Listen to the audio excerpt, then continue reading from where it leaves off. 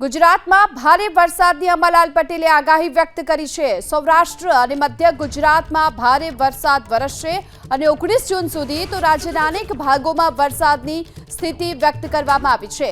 26 થી 30 જૂન સુધી રાજ્યમાં વરસાદની સંભાવના છે અને 26 થી 30 જૂન સુધી રાજ્યમાં પૂરની સ્થિતિ સર્જાઈ શકે છે।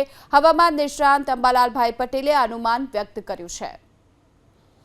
તો સૌરાષ્ટ્ર અને મધ્ય ગુજરાતમાં ભારે વરસાદ વરસશે અને અનેક ભાગોમાં પૂરની સ્થિતિ પણ સર્જાય તેવી સ્થિતિ છે। 19 જૂન સુધી અનેક વિસ્તારોમાં વરસાદની સ્થિતિ વ્યક્ત કરવામાં આવી છે। તારીખ 17 અને 19 ઘણા ભાગમાં વરસાદ થશે। કેટલાક ભાગમાં ભારે વરસાદ થવાની શક્યતા રહેશે। પશ્ચિમ સૌરાષ્ટ્રમાં ભારે વરસાદ થવાની શક્યતા રહેશે। જૂનાગઢના ભાગમાં ભારે વરસાદ થવાની શક્યતા રહેશે। નવસારી, સુરત, વલસાડ, ખંભાતના ભાગમાં ભારે વરસાદ થવાની શક્યતા રહેશે। નર્મદા તાપીમાં વરસાદ થવાની શક્યતા રહેશે। મધ્ય ગુજરાતના ભાગોમાં વડોદરા, નડિયાદ, આણંદ, કપડવંજના ભાગોમાં વરસાદ થશે। કેટલાક ભાગમાં ભારે વરસાદ થશે। પંચમહાલના ભાગમાં ભારે વરસાદ થવાની શક્યતા રહેશે। અમદાવાદ, ગાંધીનગરના ભાગમાં વરસાદ થશે।